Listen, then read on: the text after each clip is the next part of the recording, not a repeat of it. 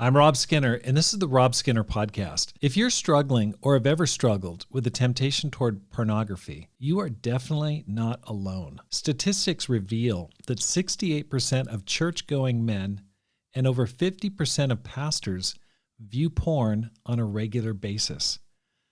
Of young Christian adults, 18 to 24 years old, 76% actively search for porn.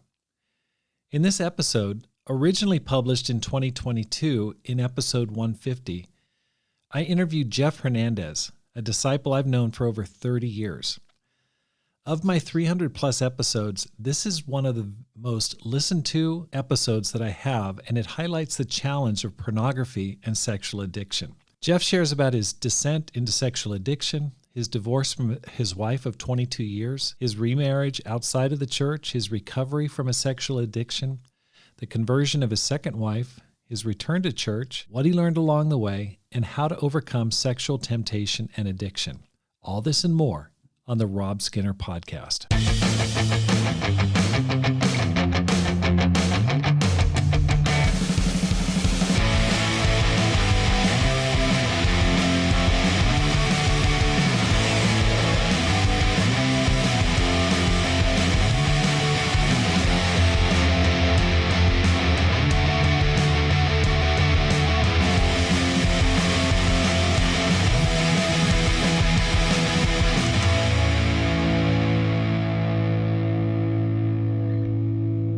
Welcome back to the Rob Skinner Podcast. My goal is to inspire you to live a no-regrets life, make this life count, and multiply disciples, leaders, and churches. Merry Christmas 2024. It is December 15th as I'm recording this. I am so happy because my family is arriving into town. My daughter Ann is coming in this Friday. My son David's coming in Friday from Texas. My son James is here in town for just another week or so, and then he's moving to Boston. And so we're sad about that. There aren't going to be any more Skinner kids in Tucson after this week. We've got a big Christmas service planned for this next Sunday, which should be a lot of fun. And last night we had a banquet, which was just phenomenal. It was really, really amazing. We had a lot of people there, way over 100 people, probably about 125, I'd say. Great food. We met on campus at the Student Union. There's a grand ballroom that we met. We had a talent show. We had all these different performances. It was just a great, great time. And I really want to say a special thanks to Melanie Yu, who helped basically underwrite that whole event. That was really, really thoughtful. Thank you so much, Melanie, for help supporting that. Everyone was so, so grateful for your generosity. And we just had a great, great time. And I want to thank you for listening to the Rob Skinner Podcast this past year. It is so encouraging when I get calls from people saying, "Hey, I listened to your podcast helped me, man." That helps me when I have dark times, when I have days where I'm just feeling like, what am I doing? Am I doing anything good here? I get a call or an email from somebody, or I get support or something like that, and it makes my day. And if you feel like you're benefiting from the program, I'd like to ask you to support it with a gift, because your support enables me to multiply disciples, leaders, and churches, and inspire others to do the same through this podcast. All you need to do is simply go to the show notes in your player, and there's a link there that you just click on to support the program. Thank you so much. Jeff, welcome to the program. Thank you, Ron. Great to be here. It is great. I mean, we've known each other since Pam and I planned that church in Portland, Oregon back in 1991. I mean, we're going way back. That was my first church planting when I was 26, I guess. We both had a lot more hair back then. But I know you're going to share about that story. But sexual addiction is a huge issue. I just recently was talking about this on a Sunday, and some of the statistics are absolutely staggering. Over 40 million Americans are regular visitors to porn sites. The average visit lasts about 6 minutes, 6.5 minutes. There are around 42 million porn websites, which totals about 370 million pages of porn. The porn industry's annual revenue is more than the NFL, NBA, and Major League Baseball combined. It's also more than the combined revenues of ABC, CBS, and NBC. 47% of families in the United States reported that pornography is a problem in their home. Pornography use increases the marital infidelity rate by more than 300%. 11 is the average age that a child is first exposed to porn, and 94% of children will see porn by the age of 14. 56% of American divorces involve one party having an obsessive interest in pornographic websites. 70% of Christian youth pastors report they've had at least one teen come to them for help in dealing with pornography in the past 12 months. So, when I hear that statistic, Jeff, I just think, okay, 70% are hearing it, and then the other 30% are just keeping it quiet. I know, right? That's funny. That's staggering. Yeah, 68, this is the one that blew me away. 68% of church-going men and over 50% of pastors view porn on a regular basis. Of young Christian adults, 18 to 24, 76% actively search for porn.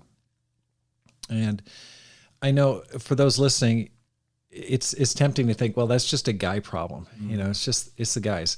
This helped me. Said, is it just men? No. 17% of all women struggle with porn addiction. 20% of men and 13% of women admit to accessing porn while at work. So it's no longer just a guy problem. I mean, it's really crossing over. So that's what we're going to be talking about, Jeff. And I really appreciate your vulnerability and sharing your story, because I know people are very much impacted by your testimony. And so let's just go ahead and start. How'd you become a Christian? Well, I was, you were there, but the church planting came in June, I believe, June of 1991. Right. Yep. And I was met on the streets of Portland in October, became a Christian in November of 91. So pretty shortly after the church planted, but pretty funny story. I'll make it brief, but this guy named Owen Hodovic, super great guy, super zealous. I was getting off work. I was in sales at the time, and I noticed that when I'd walk down the streets and I'd go by somebody, I'd look at them in the eyes, and then I would usually look away, and I'm in sales, and I'm like, why do I look away? Why don't I be more confident? I'm going to look at people in the eye, and they're going to look away. And so I went outside, I'm walking back to my car, and the first two people walked by, I looked at them in the eye, kind of smiled, and they looked away. I'm like, yes. And so here comes this guy, Owen Hodovic. He's a disciple, walking down the street, and we lock eyes probably about a block away. And I'm like, I'm not looking away. I'm not looking away. And of course, he's a disciple going, oh, he's looking at me. And we go up to each other and we just stop and we start looking at each other. And he's like, hi. I'm like, how you doing? And we just start having this conversation. And he hands me this card. He invites me to church. And you guys were doing a devotional called Radical Jesus. And you had these little tent cards printed out. And he gave me one of those. And I didn't go to the Friday night Devo, but I ended up going to church that Sunday. And all that week, I put that little Radical Jesus card on my desk, and I was making my sales calls, and I would just lean back and talk to people and look at the Radical Jesus. I was just thinking about it all week. Right. And started going to church, studied for a little while, met some great brothers, and became a disciple. Got baptized in November in the Willamette River. Awesome. A little cold outside, but It was awesome. And that was it. Yeah, it was great beginning. That first 6 or 7 months that we were there, we left shortly after that. It seemed like years. I mean, so much happened during that time. It was such a great period, but that's a conversation for another story. Tell us a little bit about your early Christian life. What was it like over the next 10 or so years? I think things went really well. I was an intern in the church for a year. I left the sales job and they asked me to go into the internship. So I worked for the church for a year. I think it went pretty good. Started leading the singles ministry. We had a lot of baptisms. There was a lot of people that we were able to impact and bring to God. And it was a beautiful church during that time. I mean, every church has problems, but it was a good beginning. I met a gal. We started dating. I was able to stay pure as a single man. We dated, got engaged, got married, had never slept together or touched each other inappropriately. And so it was a great start to that. And we had a couple kids. We had our first daughter, and then we moved to San Francisco in 2000. And so up to that point, we were basically just leading, Bible talks and house churches and church was doing, pretty good. We had a few ministers come and go, but overall the church, I think, was a pretty healthy place. Okay, so you had a great start to your Christian life. Yeah. And then what happened? There was a turning point. Yeah. So San Francisco, went to San Francisco, and I got into accounting, and I got a job in doing consulting.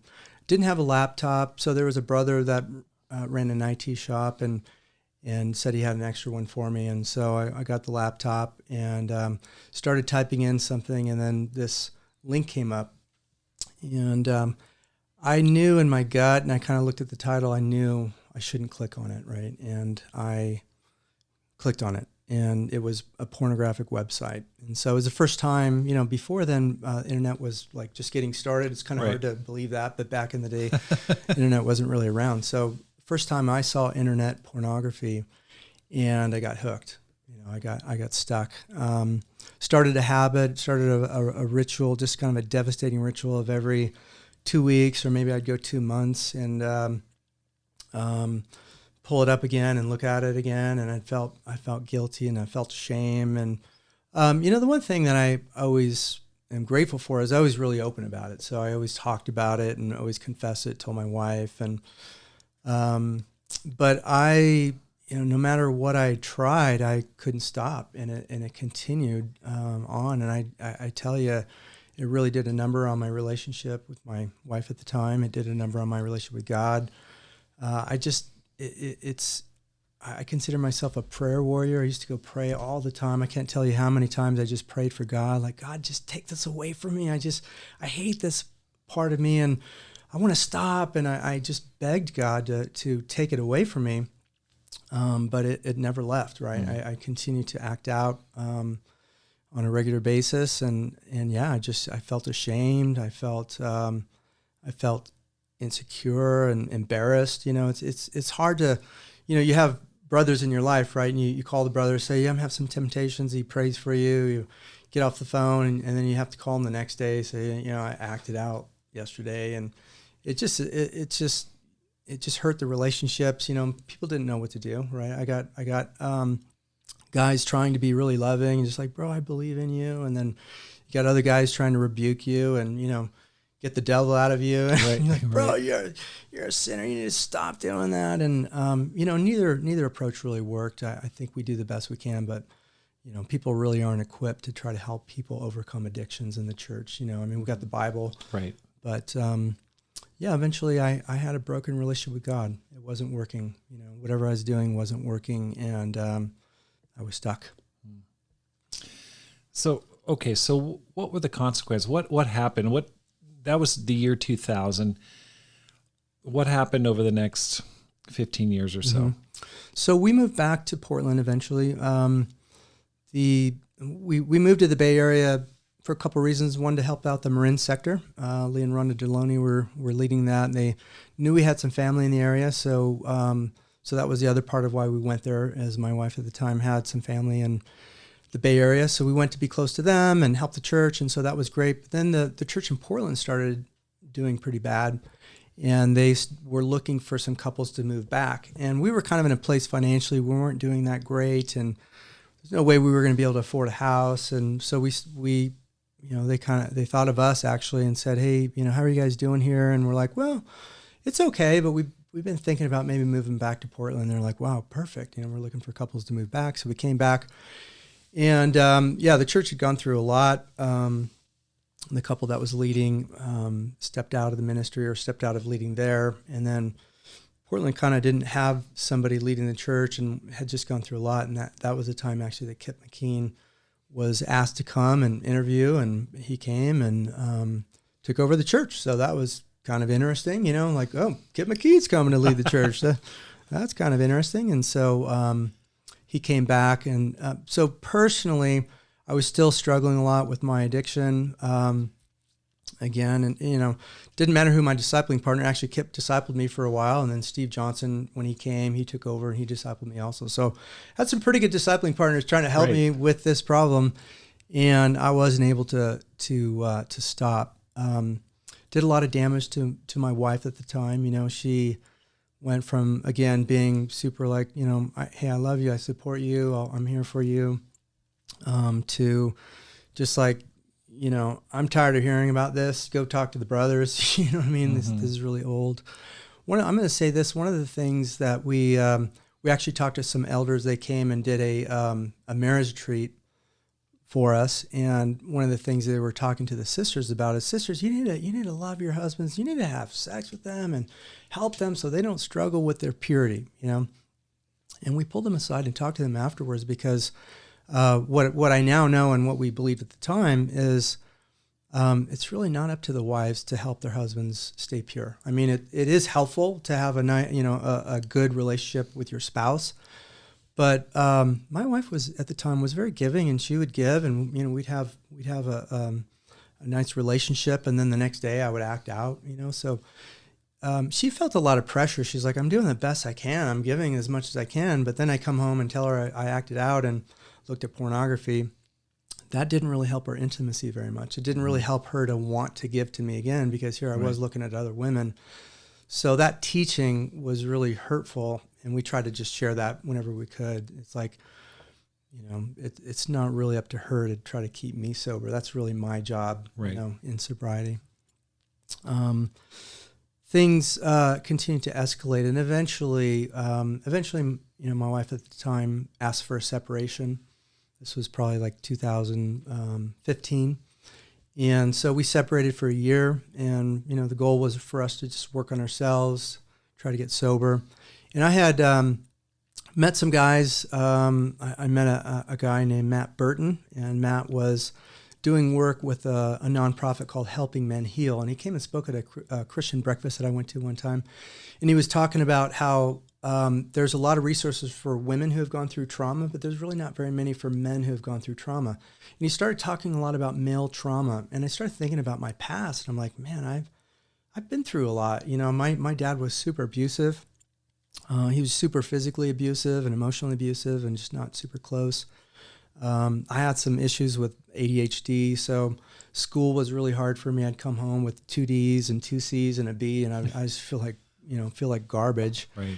And super just down on myself, and just like, man, I get in trouble for acting out in class a lot, trying to be funny and get people to like me and say funny stuff. And I would come home with a bad report card feeling like junk, and he would beat me with a belt. He's like, man, you're doing terrible, and why can't you be like your brother? You get good grades, and so it just created this insecurity in me. This shame and insecurity. It made me feel. He didn't make me feel that way, but the way I felt was like, I'm inadequate. I'm less than most other guys. And so, anyways. This guy, Matt, was talking about male trauma, and I started thinking, because for a long time I just thought, well, that's normal. My dad disciplined us. Right. But I started thinking, and then I also started going to therapy and realizing, no, that's not normal. That's not a normal way to treat your child. You know what I'm saying? So I had to realize that that was not right. So, but Matt eventually introduced me to a 12-step program, SA. And I started going to SA, and that was the first time I entered into recovery. And so it was really helpful.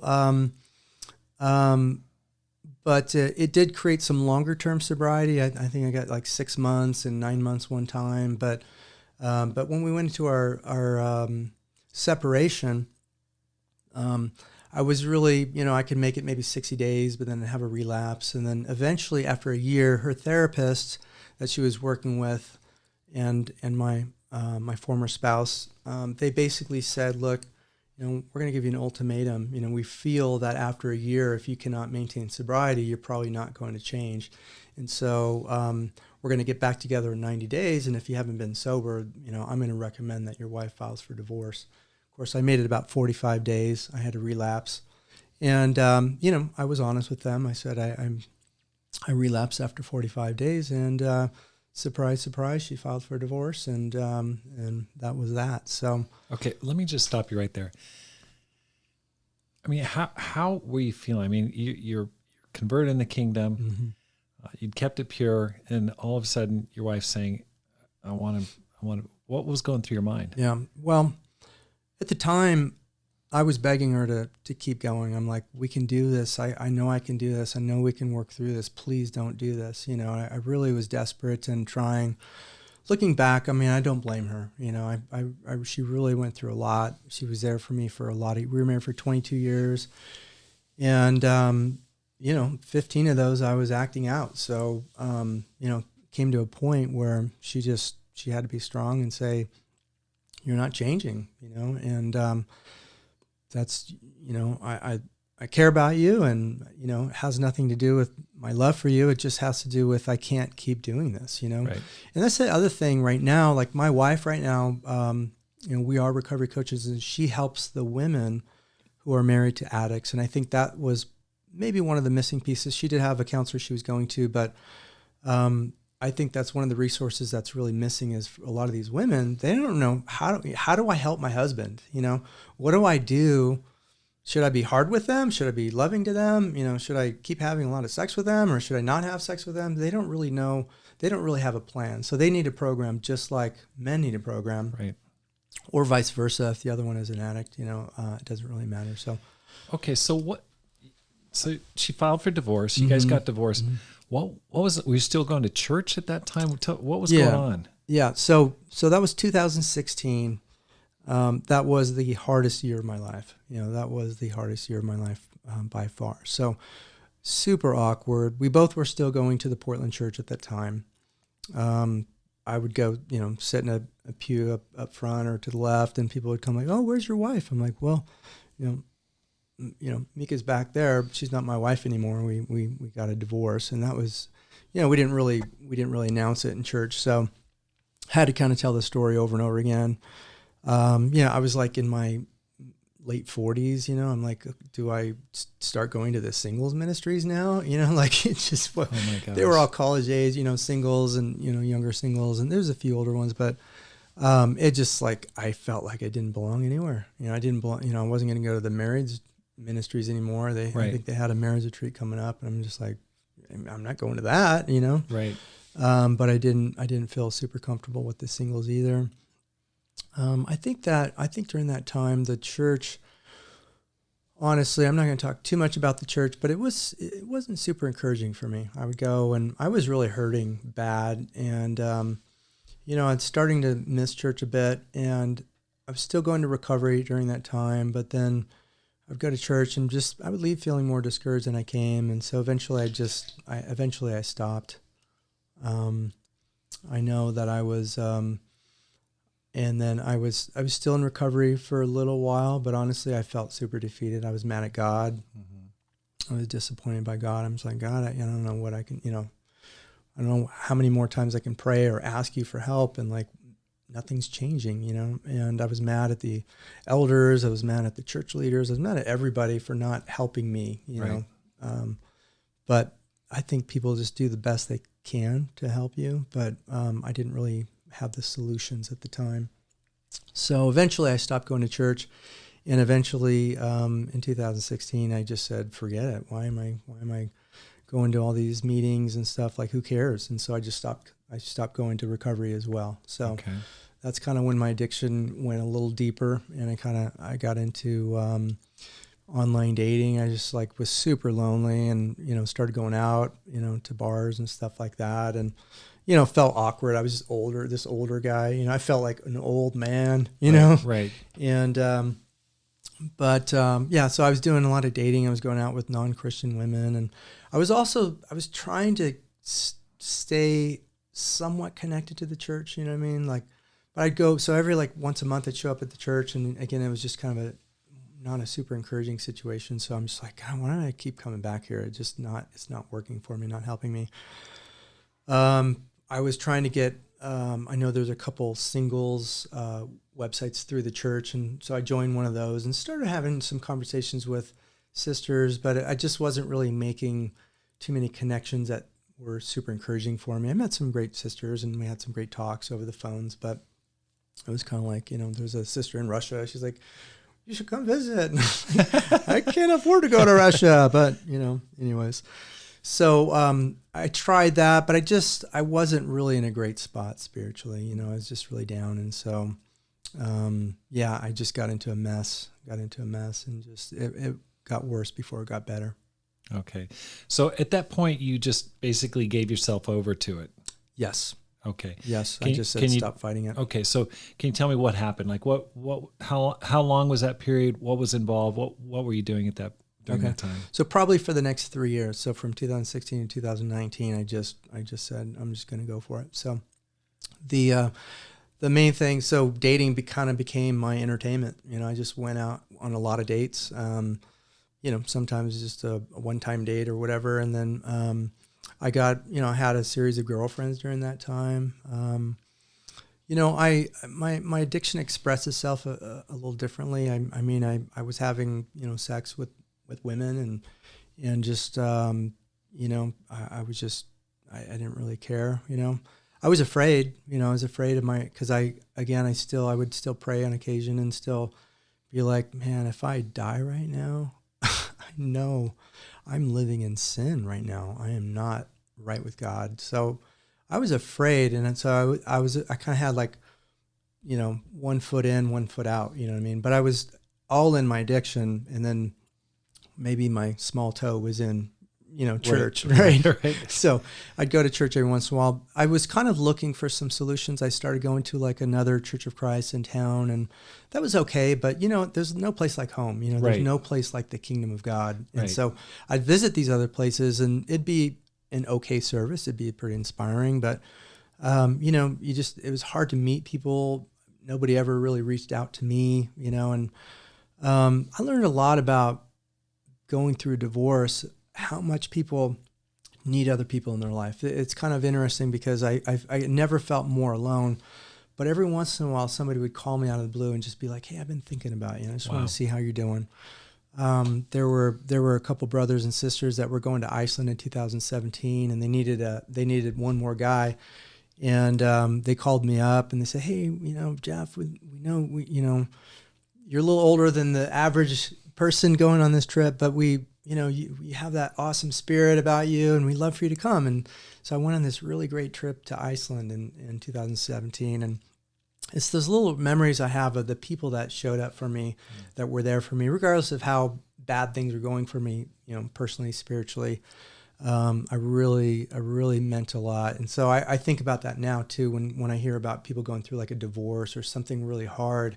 I always try to make the phone call and reach out to them. And because I know it's hard to pick up that phone. I needed help. I needed people there. And I just didn't have the ability to pick up the phone and call people for help, And so it was really great that people were willing to do that for me. But so yeah, that went until about 2019. I basically was just out there, and I created a lot of problems. I did a lot of damage. A lot of it was selfish. Sometimes I was using women. Sometimes they were using me. I'd meet gals that I really liked, and I realized, God, they just wanted to have sex with me. They used me, and that it hurt. But I was kind of doing the same thing sometimes, and it changed. It started changing in 2019. I met somebody that I really liked. She was great. We started developing feelings for each other, and I started dating her. And typically I would, I had a few girlfriends, and they lasted about 2 to 3 months, and it was like, all right, I'm out of here, But I started being a little more picky. I started, after about 3 years, I started getting kind of tired. It's like, it's a lot of emotional energy. It's a lot of money on happy hour. You know what I'm saying? I'm going broke here. Right. And I really did want to start settling down. And I met somebody that was really great. And I'm like, I really liked her. I told her that we probably wouldn't work out because on her profile, she said, I'm not really religious. I don't know that I really, I'll ever be really religious. And so I was like, I started kind of looking for more like Christian women, Right. As fun, as weird as that sounds. But I was willing to go out with her, I thought she was attractive and she seemed kind of cool. And so we went out and hit it off really well and built this relationship, and we started dating, and it's sort of my disclosure to her was kind of a slow process. You don't really put on your profile, I'm a sex addict, like that doesn't really get you dates very well. So you kind of have to keep that on the down low. But eventually what it was is she was married to a guy who, after I don't know how long after, but the last, I think, 10 to 15 years of their marriage, he became an alcoholic. And so she kind of had to deal with that. And then, that's why she left. They were married for like 24 years. And so she was talking about alcoholism, and I started, I had in my recovery, I was going to SA meetings, which is a 12-step group that is founded by the AA group. And what's SA? Oh, SA stands for Sexaholics Anonymous. Okay. Yeah. So it's a 12-step program that's just like AA, or was basically founded by AA members. So we kind of follow the same model. But I had gone also I would go to AA meetings because, part of my recovery, I was going to like 90 meetings in 90 days. I was going to a meeting every single day. And so sometimes I would, time-wise, I'm like, oh, shoot, I forgot to go to my other meetings. And so I'd go hit an AA meeting. And, I'm not an alcoholic, but I would kind of identify as being an addict alcoholic, and check in. Anyhow, so I read the big book, the Alcoholics Anonymous book that they have, and it's an amazing book, and has really taught me a lot. And so I started talking to her about alcoholism, like, well, why alcoholics do this, don't you? And she's like, no. So I started telling her, she's like, that's amazing. That's really helpful. How do you know that? And I'm like, well, I went to some 12-step programs in the past, and, I've had some issues around addiction, and so it's kind of a slow reveal, and eventually I told her, there were things in my life I was doing that I didn't like, mostly pornography, so I would look at pornography and not feel good about it. And so I started going to a 12-step program for that, so she's like, oh, okay, cool.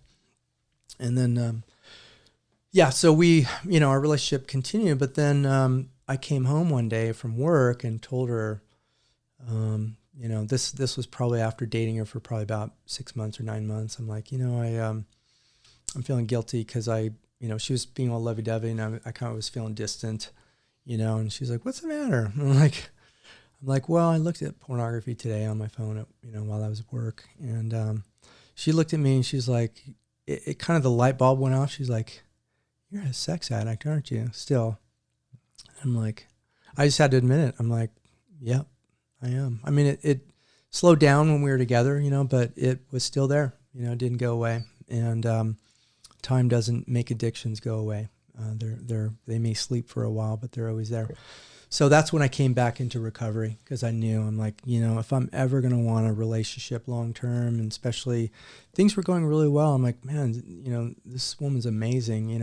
I can see a future with her. And I knew I had to get sober. I knew it. And she was like, she just looked at me. She was like, I don't know if I can do this. I just got out of a relationship. I just got out of my marriage. She had been divorced about a year and a half. And she's just like, I don't think I want to go back there again. You better get some help.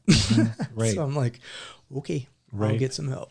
And so you guys were living together at this time? Yeah. Okay. So you've been living together for a little while, and that's when you brought it out, like, okay, I got an issue. Mm-hmm. Okay. Yeah.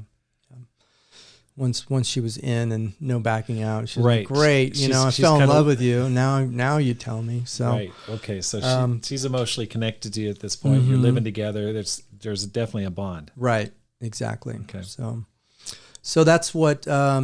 So I end up calling this guy Matt Burton, who I mentioned, and it's kind of like you, actually. You two are very similar. I'd call you like every 5 years, check in, like, hey, bro, doing awesome. Like, hey, bro, I'm not doing very good, but how are you? I think I came and visited you once in Ashland. It was awesome. I wasn't doing that great, but it was great to see you guys and have fellowship. But anyway, I called Matt and I talked to him, and I told him, I'm like, hey, I'm going back to SA, I'm going to give that a shot. But part of me was a little bit scared because I know I had been in SA before and I wasn't able to stay sober. So I'm like, well, okay, I guess I'll go back. It's the only thing I can really think of. But I called Matt just to chat with him about it.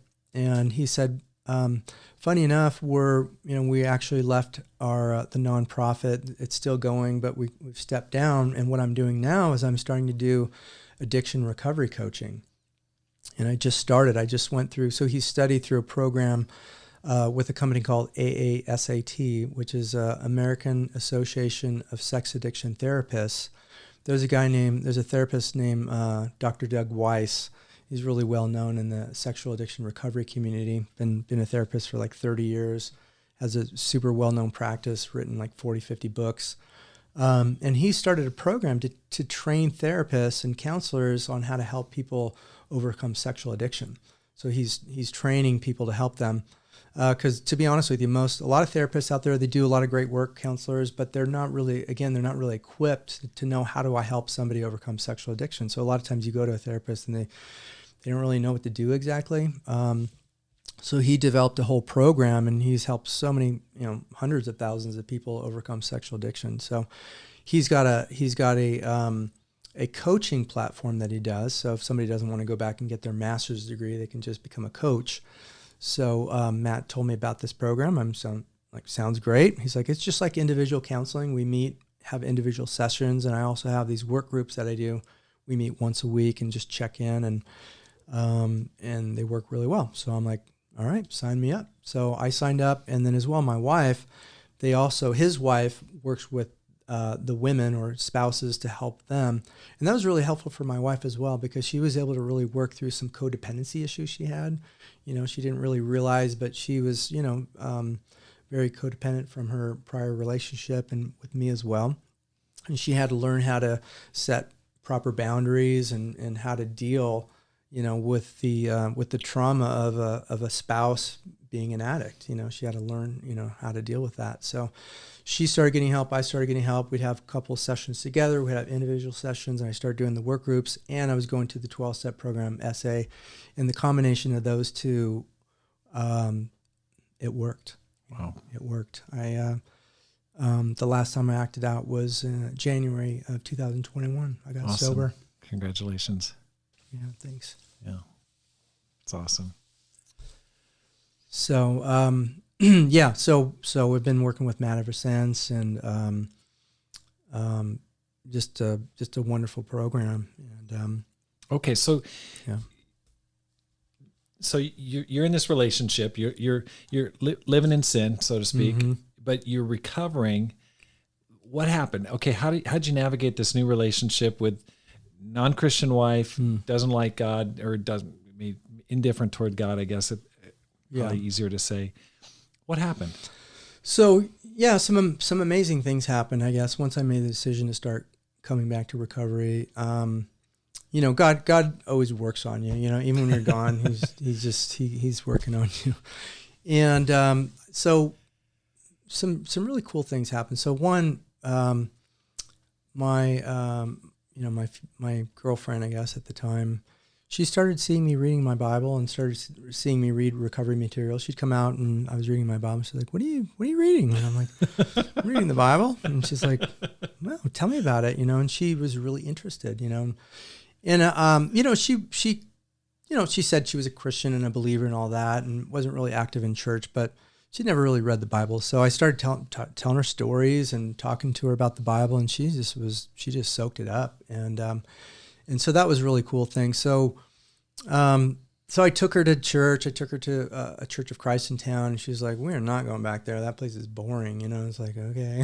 So we started kind of looking for places, but what we started doing is watching the Bay Area church online. So we started watching the San Francisco, and she got hooked on Russ. Russ is such a great speaker. She's like, "Oh my gosh, I love that guy. This is so awesome." They got such a great service. And so we did that for like a whole year. That's what we were doing during quarantine. And then we both started going into recovery. And I also was spiritually, we were doing that, but we were also doing a house church with some brothers in town. There's a brother named Richard Quilly. Hey, Richard, hope you don't mind me saying your name, but he was having a house church. And so that was actually, Richard was one of those guys that were just there for me the whole time. Even in my darkest moments, he was still there and loved up on me. And we would get together and talk, and, he would share scriptures or just encourage me. We'd sing a lot of karaoke together. So that was awesome. I got pretty good at karaoke, by the way. But Richard was having a house church, so we started going to that also, and they became really good friends with both of us. And I slowly started coming back to God, and the program helped. Getting sober really helped. and Richard helped, and we did some studies, and I don't know if there's anything out there that's restoration studies. I didn't do anything like that, but we did talk, and one of the things that happened was I knew in my heart, like the first time I got married, was totally pure, and this one I know was totally different route, and felt kind of guilty about that. So I asked we got engaged, and I asked my fiance, I'm like, hey, can we have a period of abstinence before we get married? Mm-hmm. I think that'd be really special. And so we did. We stopped sleeping together, and I moved into a different room. We were in the same house. And we had about 2.5 months of being apart and just working on recovery and working on our program, working on a relationship with God. And it was a tough time. It was hard once you go there and then you stop all of a sudden. It was really difficult, but it was the right thing to do, and it felt really awesome about going into our marriage. I did a lot of interesting work on kind of breaking the bonds of the other women that I had slept with. I did a lot of in recovery, we do these thank you goodbye letters. So I thanked them, thank you for what you gave me at the time, and said goodbye. I can no longer, think about you, fantasize about you, or, have a bond with you in any way. And just really prayed for God to break all those bonds so I can go into my relationship with my wife, in our marriage, being pure. So I don't know if it worked, but it felt good to do it. Right. And it felt like a piece of repentance to do that. So, right. So we got married in June of 2021. And the other amazing thing that happened is my wife just, she asked for a Bible. We went and bought her a Bible at Powell's. And then I started doing Bible studies with her. And then Richard and Connie Quilley helped to study with her as well. And my wife was baptized. She said she wanted to get baptized. We did a cross study, and she was... we were just bawling together, talking about Jesus. She fell in love with God, and she fell in love with Jesus, and she got baptized in July of 2021. Oh, wow, that is incredible. That's just an amazing story. Yeah. I like to say, don't try this trick at home, kids. I wouldn't recommend the route I went, but it was the route that I was on. Right. And we serve a merciful God, and I can't explain it. He's just been really good to me, even despite of just my stumbling around and just my ways. He's always there when we decide to come back to him. You read the story of the prodigal son, you're like, oh, that's a great story, but when you live it and you come back to God and you're just like, I'm here for you. It's amazing. It's amazing. Okay. And so where are you at now spiritually? What church are you a part of? What are you doing right now? Yeah. I knew that we need fellowship. This is the Bay Area thing worked for a while. Then when they started meeting in person, their services got a little shorter.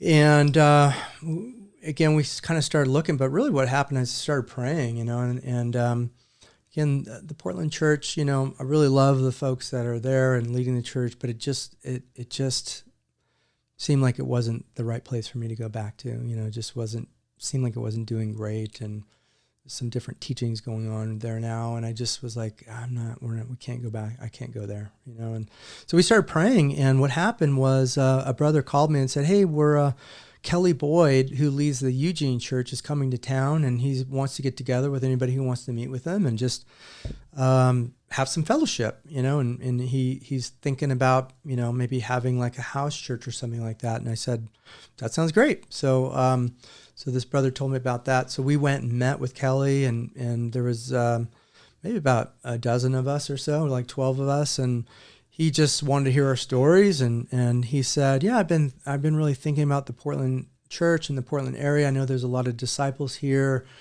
And some of the things that were happening in Portland, he just felt like maybe there's people that need support. And we did, right? And I'm like, yeah. He's like, we're still we found a couple to take over the Eugene church, and that kind of frees us up. But we're still going to church there on Sundays, but we'd like to come here on Saturdays. And if you guys are interested, we can have like a house church or something. So we had the first couple house churches at our house, and then we started meeting. We just found a park that has like a indoor area that we can meet at. So we've been having church services there. I got, with so few people, I got involved. I'm the song leader now. And that's how desperate we are. But, the karaoke paid off, I guess. So I started singing songs, and we created a board. I'm one of the board members of the church. We started a church called the Bridge Church of Christ. I filed the federal tax ID and the Oregon registration, and so we are an official church now. It's pretty small, so anybody out there in Portland would like to come. We are meeting on Saturdays at 2:30. My little commercial there, but yeah, we started a little church, and it's just been encouraging. It's a great little church. Again, there's probably like 5 couples that come right now, and I'm going to call it, I'm not going to say everybody's name, but Greg Dixon is going, who's the brother that was baptized on the same exact day I was. Wow. Back in 1991. So that's crazy. That's awesome. He's going too. So it's great to reconnect with him. Okay. I'm interested in just kind of focusing more now, Jeff, on just how a person can get help. Okay. You've gone through just the ringer, and it's quite a journey, and yet God's worked, and that's pretty exciting. It's really inspiring. But I'm one of the things that I thought of is like, how do you define being sober? You use that term. I hear sober, and I think about alcohol. But how do you define it in terms of sexual addiction? Yeah. So in terms of the definition of sobriety, it sort of depends on which group you go to. But for me, when I joined the SA, they define what sobriety is, so I don't have to think about it. But basically, it's no sex with yourself or no sex with anyone outside of your marriage, so your spouse. So that's what they consider to be sober. There's a little thing that people in our program even kind of forget to read, but the second part of that is and progressive victory over lust. So actually, some guys could go to the program and look at pornography, but if they don't masturbate or have sex with somebody, they still consider themselves sober, but that's kind of silly, right? So you can also add in some additional things. So for me, I consider myself sober if I didn't look at pornography or masturbate or have sex with somebody. Okay. So that's why the last time I looked at pornography was in 2021, January, but I don't consider my sobriety date until April because I was sleeping with my fiance at the time. So my true sobriety date is the day that we stopped sleeping together in April. Okay. How do you define an addiction? How do you know when you go, okay, I've crossed the line, I actually have an addiction here? Right. That's a tough one, right? And there's only one person that can really say that you're an addict, and that has to be yourself, right? So, and the problem is that most people who have an addiction don't want to admit it. Right. They don't want to face the fact that they, and that was hard for me too, right? I would go to the 12-step programs. I'm like, these guys are pretty messed up, Right. Cheated on their spouse or got into prostitution or, voyeurism or child pornography or whatever. And I didn't do all that stuff. But, so it's hard to say, I'm an addict. It was hard to admit it. I'm a lot more comfortable now saying I'm a sex addict. I got a bumper sticker that says I'm a sex addict. No, I'm just joking. I don't go to that length, but I'm a lot more comfortable with just admitting it. And when I think about addiction, what I think of is 2 things. One, there's something that I'm doing that I don't want to do, but I can't stop. So for me, it had to be, is there something I'm doing that I don't want to do, but I can't stop it, And the second part of that is doing something that has adverse consequences if I do it, but I still do it anyways. Mm-hmm. And I think back when I really realized I have an addiction, it's when I lost a job because I looked at pornography at work. I mean, that was super embarrassing, and came home with a box of all my stuff, had to walk in my door and tell my family and my wife that I lost my job because I looked at pornography at work. And I was unemployed for 2 months, and then this was when I was in accounting, and then I got another job, which was a better job as a controller. I had a team I was managing, and after about 2 months on the job, I was working late one day, and I don't know what was going on, but I gave in and I looked at pornography at a work computer there. And I'm just driving home, just shaking my head going, what is wrong with me? Mm-hmm.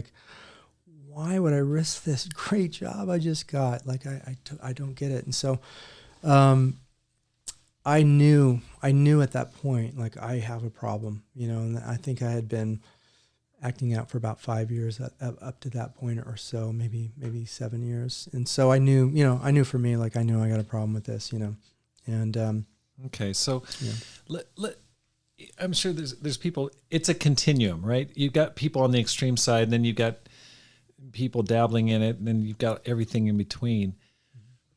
What about a person listening and they've been a Christian a year or 2 or 3 or 5 or whatever? Mm-hmm.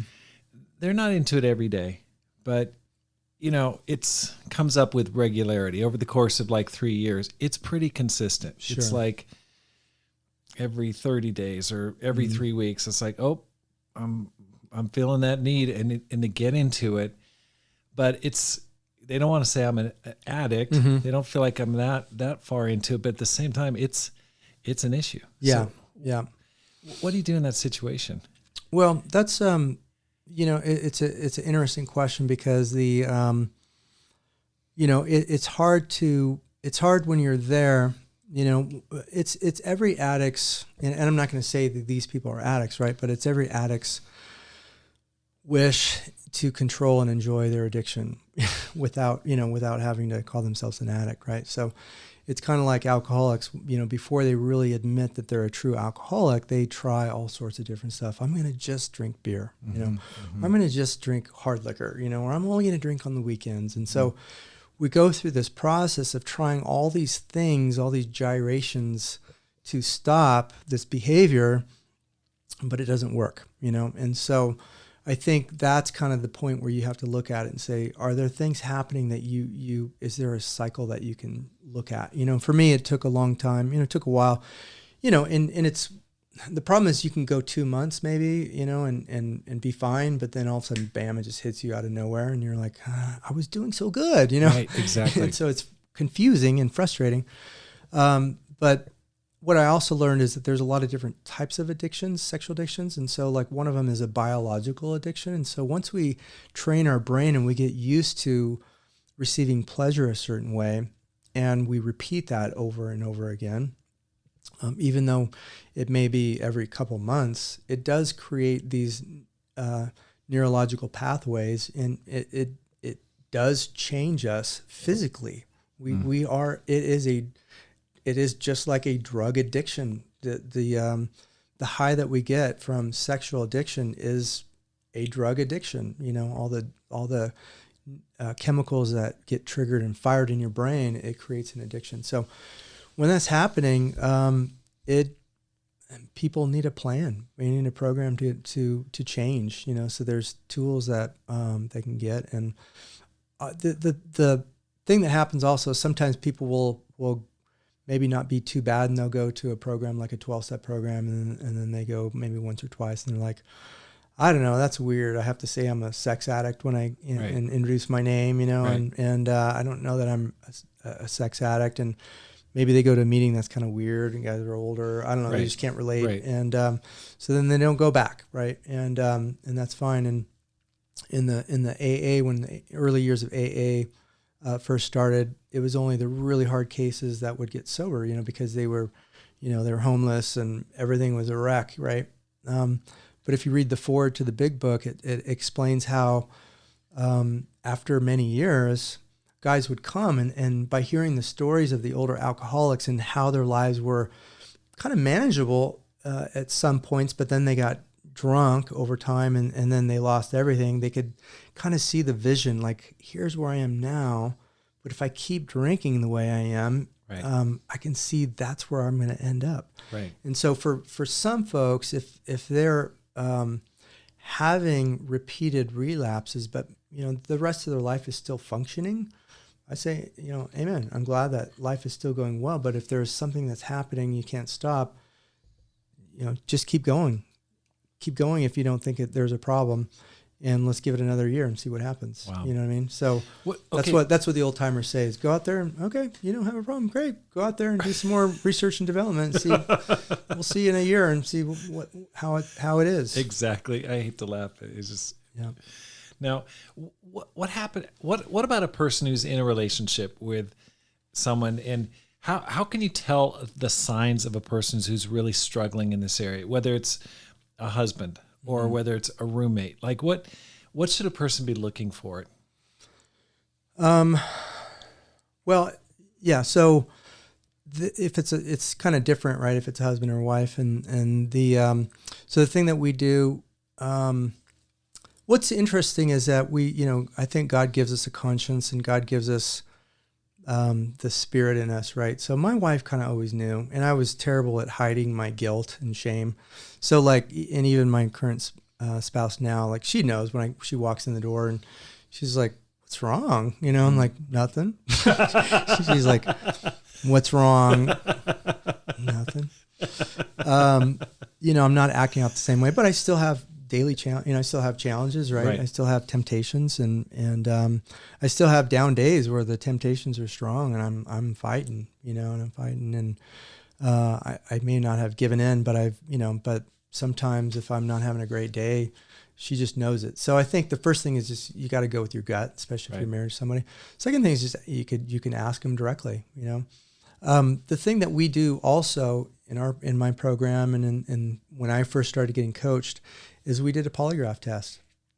And I know that sounds maybe a little harsh, but so here my wife was about to get married to a guy who says, "Oh yeah, I haven't looked at porn and done anything since January."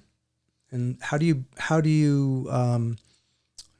believe somebody who has a sexual addiction history? There's really only one way to really know. And so what we incorporate with married couples is to go through a polygraph test. Wow. And yeah, it was intense. Wow. They strap you up, we go through scripted questions. And so here are the 5 questions that your fiance wants to know. Have you made contact with any of your old girlfriends? Have you slept with anybody since you've been intimate with her and been exclusive with her? So I went through those, and I passed, of course, but funny enough, a lot of people don't pass. A lot of people that say they're sober and say, "Yeah, no, I have not been doing anything." There's signs, and it's hard, because some people are really good at hiding this stuff. And so those are some of the things that we can do. But at the end of the day, you really don't know, but honesty is really one of the keys to sobriety and to getting well, is being willing to be honest with others and honest with yourself. Yeah. I was pretty good at lying to myself. I was pretty good at lying to God. And so one of the there were so many great responses from your short testimony at the retreat. One of the things that was really touching to me is there was a guy that came up to me and he just said, "I've struggled with this for years, and at times I lose hope." And he said that you really gave him a lot of hope. Mm-hmm. What would you say to a person? This has been a long time challenge. Mm-hmm. Can a person really change? It seems from your story, I think that's what's inspiring, but what would you say to that person? Yeah. Well, I think one of the consequences to acting out a lot is the shame and the guilt that goes with that.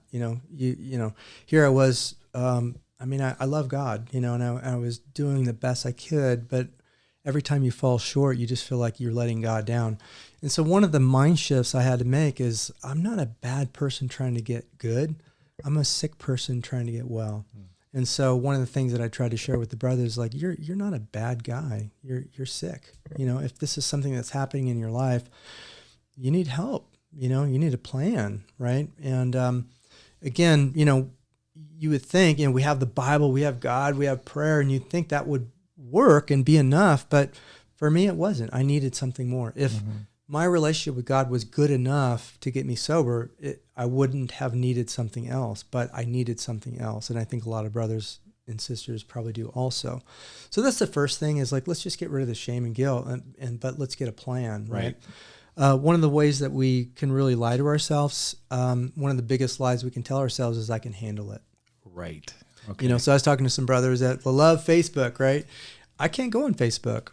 I can't go on Instagram. I had to get rid of those accounts, and they're just too triggering for me. I'm very stimulated by computers and phones and all that, images. And so for me, I had to really make some hard decisions, and it was tough. I had to mourn the loss of my Instagram account. Mm-hmm. I loved it. Man, I had all my concerts on there that I went to, and all my selfies when I was single, but I had to delete it and just say, I can't go there.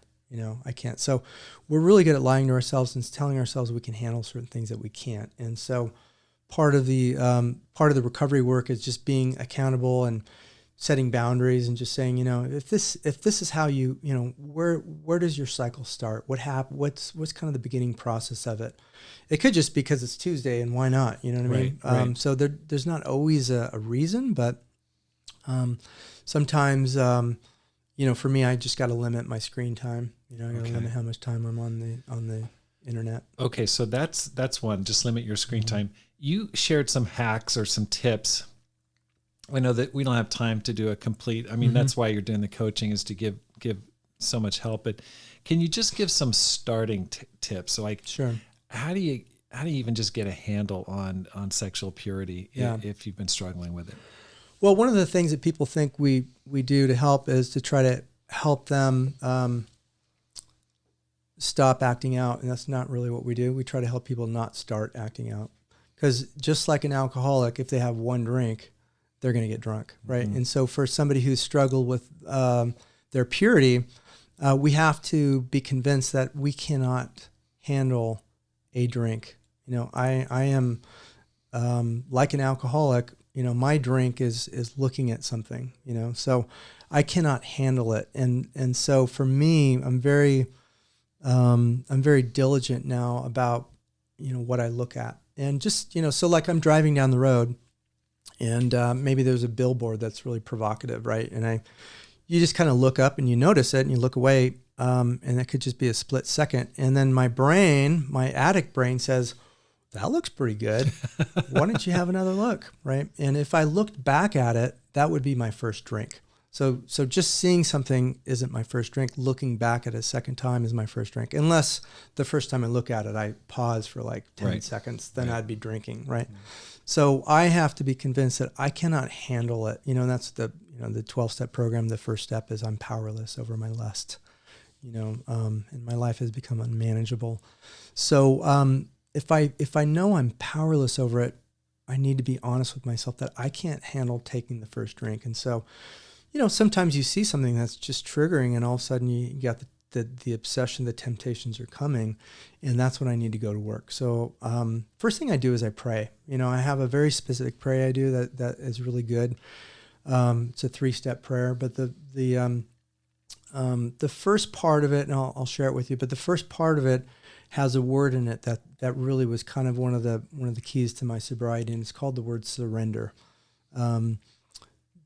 Fighting addiction does not work.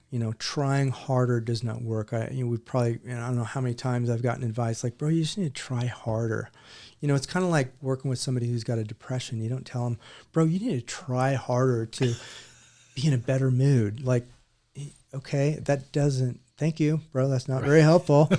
I'm down, like I'm depressed. It's like, there's a physical and neurological problem happening right here. And, trying harder is not going to solve it. Same with sexual addiction. So the word is surrender. It's me. I prayed wrong so many times for God, please take this away. I wanted him to do the taking away. And I had to realize I had to be the one giving it up. I had to be the one saying, God, I can't handle this. You know it, I know it. So I give it to you. I give up my right to look back at that billboard. And I'm not going to do it. And I'm going to surrender. So I surrender my right, God, to look at that billboard. Or let's say it's a person, right? So the second part is I pray for that person. God, I pray for them. I pray for this individual. I pray that she has great relationships.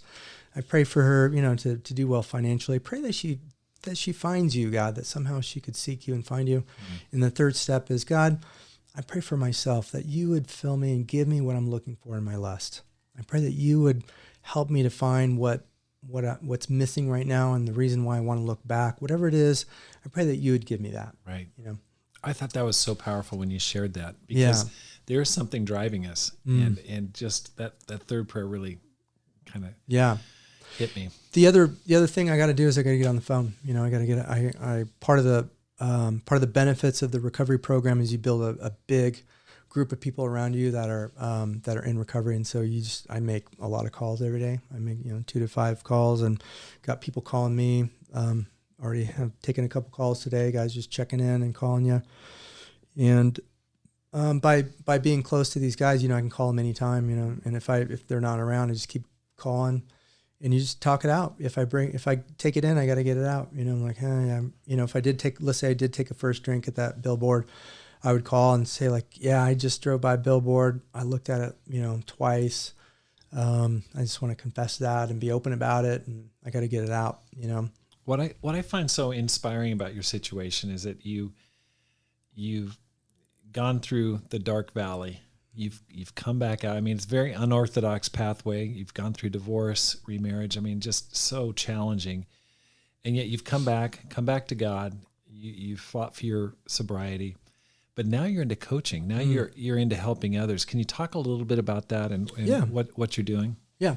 So after about 9 months of sobriety, the folks that were helping us and coaching us, I guess my 30 years of being a disciple kind of paid off a bit, leading house churches and Bible talks, and they kind of noticed that when I would because the difference in our recovery groups that we have through coaching is that we allow feedback. You go to a 12-step program, they don't allow any crosstalk or feedback, and so you can share and get everything out, but nobody ever says anything back to you. So in the recovery groups, though, we disciple each other. We give each other feedback and like, bro, I noticed that you haven't got any meetings and haven't been making any phone calls, and kind of sounds like you're isolating, So anyway, so I would share and give feedback, and so our coaches were like, man, you're really great talking to people, Jeff. And I know you're pretty bored with the accounting work you're doing. Have you ever thought about doing this coaching stuff, And I'm like, well, not really. And we looked into the program that they had, and it's all laid out. It's just a great program, and it helped me to get sober. And I'm like, my wife started encouraging me. She's like, Jeff, you're so good at talking to people, and I think you'd be really good at this, and you really should think about it. And financially, we're in a good place, and we have a good income source, and so we have the ability to go for it, So I quit my accounting job. We started studying through AASAT, became certified coaches, went through this program, and we're under mentorship right now with Dr. Doug Weiss. We get on the phone with him once a week, and with about 10 other therapists, and we all kind of bring cases and talk about case studies, and it's really great. And we also studied through the Arizona Trauma Institute to learn a little bit more about trauma and get certified there. And now we're also studying through the Gottman method, talking to families about, more on the healthy side of how to have a good marriage, right? So we're just trying to soak up and learn as much as we can. And so that's what we decided to do. So my wife was super supportive. We decided to go for it. So yeah, we have a company called Loving Wings Recovery. And it's been amazing. We're still fairly new in it, but we're getting some traction. Well, let's say a person's listening and they go, man, I'd really like to find out more. Maybe they're not totally ready to commit, but just want to talk or get some advice. How would they reach you? Yeah. So I think the best way is just to go to my website.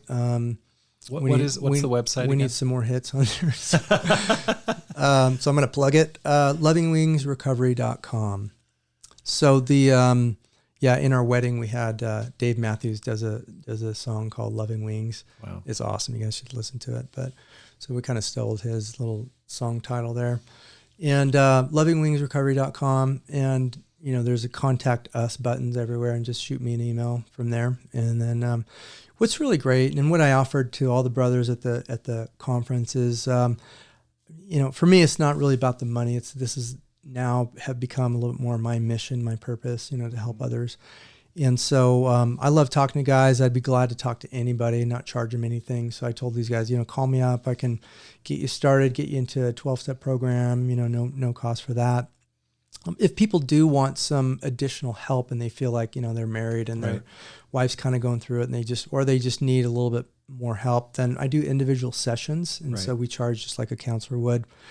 But I also offer a sliding scale for disciples and folks that need a little more help financially. So it's not really about the money. The other part that we do, so we do individual sessions. My wife does individual sessions with the spouses. And then we also have these recovery groups. The recovery groups are great. We cap them at 8 people. We call in once a week. We have a very rigid program that we go through, and we track activity and behavior. Behavior is very important, doesn't matter how you feel. It's like, what did you do? How many meetings did you go to? How many did you pray in the morning? Did you pray in the evening? Did you make phone calls? How many did you make? Some things like that. So we check in on that. We have some open sharing, and then we provide feedback. We kind of help each other in a loving way, just to stay healthy. And we check in with our sobriety date. So those recovery groups are great. We meet once a week, and then I think that's about it. Yeah, That's awesome. Yeah, we have couple sessions too for like married couples as well. So right. Well, looking back, Jeff, I mean, it's an amazing story. What advice would you give to a person who wants to make this life count, but feels really burdened by their struggle with purity? Mm-hmm.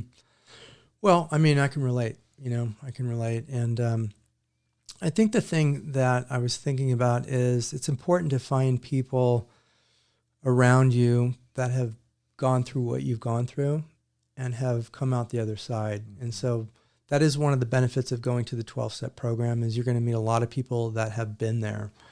And, there's a lot of people in the 12-step program that are relapsing, and you can hear their stories and be like, man, I don't want to be like that. I want to be sober. Mm-hmm. But you got guys that are hitting 6 months sobriety or 9 months sobriety or a year sobriety, or this other guy I know the first time I was in the program, he stayed sober, and now he just got his 8-year chip. And wow. I'm like, oh man, I could have been 8 years, I got 1 year, but, which I'm fired up about, Amen. But, so you have guys that have been ahead of you and they can relate to you. All our stories are unique and different, but we can identify with each other. Right. I know what you're going through, right? Because I've been there, So that's the thing about sexual addiction in the church is you can feel super alone, because everybody else is doing so great spiritually. They're crushing it, and here I am, acting out every 2 months, and it can feel really lonely, and isolating. And so, sometimes God works outside the church, and for me, that's it. I had to go somewhere else and find people who knew how to deal with this, who knew how to help me out of this problem. So that's awesome. That's the biggest thing I encourage people to do is find, and there are disciples who are, there's a lot of disciples who have overcome this as well. I know Dave Widener's in Idaho. He's doing great work, helping people and I kind of dabbled in that a little bit for a while the first time I was in recovery, and then I kind of just blew it off. And so, but he's a good guy and he's helping a lot of people. So there are disciples and there are programs out there. I just encourage people to try to find them. That's right. Jeff, thanks so much for the time. Thank you, Rob. This has been great just to share my story. I appreciate you and love you a lot. Love you too. Thanks for listening. Here's how you can help support the program. First, let your friends know about the podcast. That's how people find out about the podcast. There are so many out there. It really helps when one disciple tells another, hey, you should listen to this podcast. It's really encouraged me. Secondly, read and review one of my books, either How to Plant and Grow a Church or Courage, How to Make This Life Count. You can find them both on Amazon.com. And finally, just support the program with a gift today. The link is in the show notes. It's super easy to do because my goal is to inspire you to make this life count, live a no-regrets life, and multiply disciples, leaders, and churches. Have a great day and an amazing Christmas, and make this life count.